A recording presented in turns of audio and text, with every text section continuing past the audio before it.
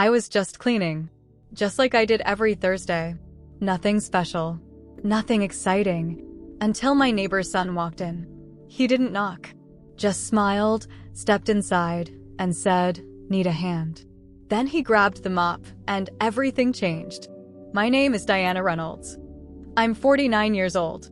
I've been married to Doug for 21 years, and I suppose most people would call it a successful marriage. We own our home, we have a daughter in college, no major fights or scandals. On the surface, everything looks fine. But it's the quiet things that eat away at a woman. The way he walks past me in the kitchen without even a glance. The way he answers with a grunt when I ask how his day was. The way he always falls asleep before we even get to the end of a show. There was a time he used to touch the small of my back when I cooked. A time he would lift my chin and kiss me just because. A time he wanted me. Not for convenience, but for who I was. That time passed a long time ago. Now, he barely sees me. I could cut my hair short, dye it purple, or wear lingerie to vacuum. He'd still scroll past me on his phone. Our daughter, Abby, left for college last fall. Since then, this house has been too big, too quiet, too empty.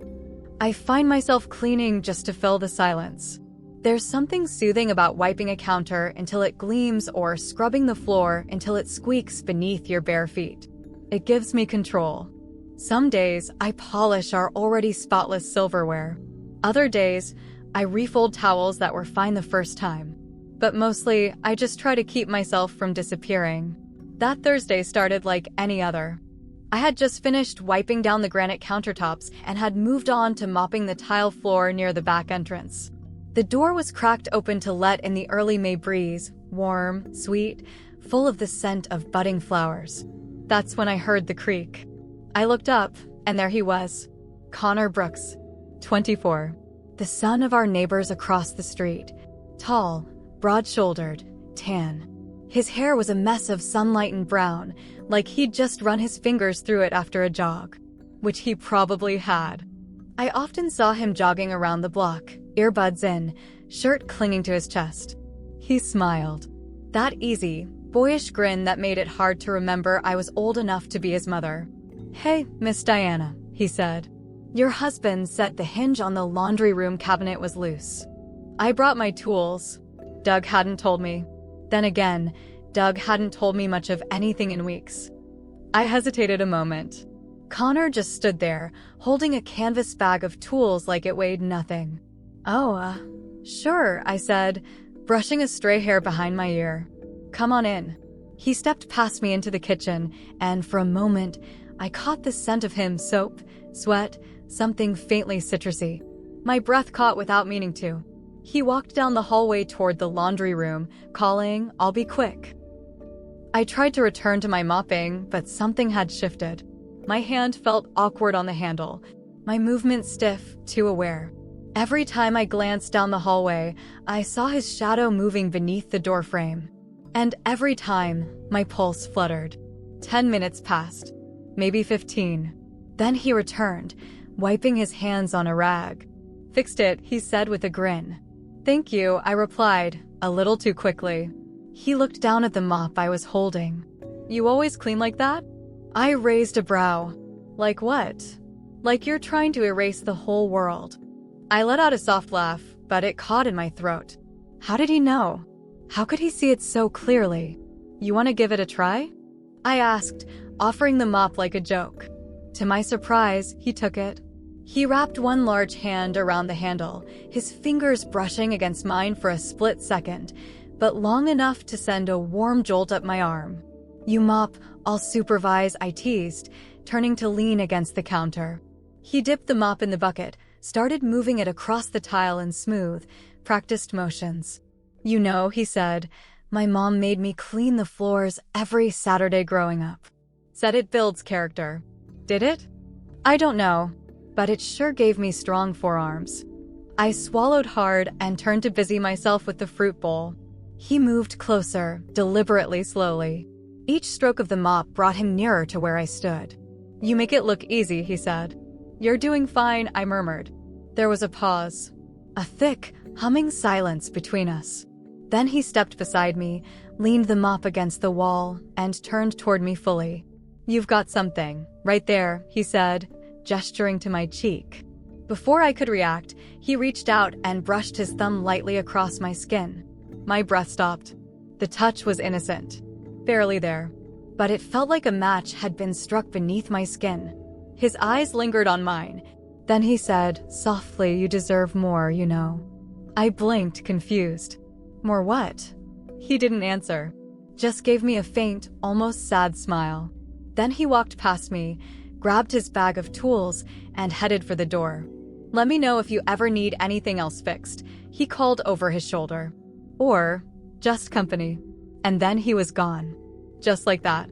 Leaving behind the mop, the scent of citrus and soap, and a storm I didn't know how to weather. I stood there for a long time. My hands still tingled where his fingers had touched mine. My cheek still burned from his thumb. I picked up the mop, but I didn't use it. Instead, I sat down on the kitchen stool and stared out the window, heart thudding in my chest like I'd just run a mile. It had been years since someone looked at me like that. Not just with desire, though that was there, too, but with attention, with presence, with awareness. Like I was more than just a woman who made dinner and folded laundry. Like I still mattered. Like I hadn't disappeared. And God help me, I wanted to be seen. Even if it meant crossing a line I might never uncross. The next morning, I stood barefoot in the kitchen, staring down at the mop still leaned against the wall. The air felt heavier than usual, as if it remembered what had happened in this room better than I wanted to. The house was quiet, same as always. Doug had already left for work. He hadn't kissed me goodbye, not even a mumble. I didn't expect him to. I barely expected anything from him anymore. But I expected something from myself. Control, decency, restraint. And yet, my cheek still remembered the warmth of Connor's thumb. My hand still tingled from where he'd touched it. The way he looked at me, it had stayed with me through the night. Like a slow burn under my skin. I told myself it was just a moment. Just a glance, a flirtation. Boys like him flirt with older women all the time. Maybe it was a game to him. A bit of fun. But it didn't feel like a game. I found myself standing at the kitchen window, staring across the street at the Brooks house. The garage door was open. A toolbox sat out. His truck was in the driveway. He was home. And I was still wearing the robe I hadn't taken off since Doug left. I didn't plan to go outside. I told myself I was just going to take out the trash. But somehow I ended up walking across the street with the recycling bin in hand, heart pounding like a drum in my chest. Connor looked up from under the hood of his truck. "Morning, Miss Diana," he said, wiping his hands on a rag. His smile was easy, but there was something else behind it. Something quieter. "Morning," I replied. My voice was steadier than I felt. I paused. I should have turned around. But I didn't. "Thanks again for fixing the cabinet," I said. "You really didn't have to." "I didn't mind," he said. "Gave me a reason to see you." The words hung there like a breath too long. He looked at me, and in that look, everything was implied. I shifted on my feet. "Well, I appreciate it." I started to turn, but then I heard it. "You looked beautiful yesterday." I froze. Slowly, I turned back to face him. He wasn't smiling anymore. He was serious. Eyes locked on mine like I was the only thing in the world. "Connor, don't worry," he said. "I won't make this uncomfortable. I know you're married. I know the rules." I should have left then. But instead, I took a step closer. "It's not the rules," I said. "It's just complicated." He tilted his head. "Does it have to be?" I felt the air shift between us. Something warm and dangerous. He didn't move toward me. He didn't touch me. But God, it felt like he had. "I haven't felt seen in a long time," I whispered. He nodded. "I see you." We didn't kiss. We didn't touch. But I crossed a line in that moment that I couldn't uncross, because I let him in. Emotionally. Intimately. Quietly. And it was worse than any physical betrayal I could have imagined. I spent the next few days pretending. Pretending nothing had changed. Pretending I didn't feel like a live wire every time I glanced out the window. Pretending Doug would notice the shift in me. He didn't. He came home, ate dinner, grunted responses to my questions, and fell asleep on the couch with his mouth open.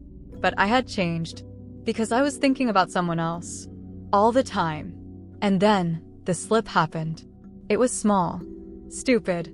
Doug and I were watching a movie, and I got a text. From Connor. It was just 2 words. Still see you. I smiled. A soft, involuntary smile I couldn't suppress. Doug looked over. Who's that? Oh, just Abby, I lied. But something in his expression shifted. He didn't believe me. Not fully. The next night, he was distant. Watching me. Watching my phone. Quiet in a way that wasn't normal. Then, 2 nights later, he said it. Who is he? I dropped the spoon I was holding. It clattered against the stovetop. What? You think I haven't noticed? You smiling at your phone like a teenager. You watching the window. I turned slowly. Doug. Is it the kid across the street? The Brooks boy. I said nothing. He laughed. But there was no humor in it. Of course it is. You always had a thing for attention. You stopped giving it to me, I snapped. He nodded slowly. So this is my fault. You haven't touched me in over a year. You haven't looked at me in 2. We stood there, the air between us thick with years of silence. Then he said something I didn't expect. I saw him. My blood ran cold. You what? Last week. In the kitchen. With the mop. You looked like you were 15 again. Flushed. Giggling. I watched it from the garage camera. He stared at me. You let him touch you? No, I whispered. He nodded. But you wanted him to. And that was true. He didn't yell. He didn't throw anything. He just walked away. Upstairs. Into the bedroom. Locked the door. That night, I slept on the couch. The house was colder than it had ever been. Not from the temperature. From the silence. The finality. Doug didn't speak to me for 3 days.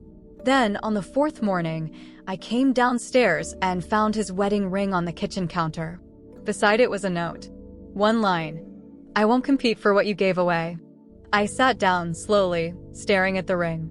I didn't cry, because part of me had already grieved this marriage. But another part. It ached. For the years. For the loyalty. For the familiarity. I looked out the window across the street. Connor's truck was gone. And I realized, in the end, I wasn't sure who I had betrayed more, Doug, Connor, or myself. All I knew was this. He left the ring. I left everything else.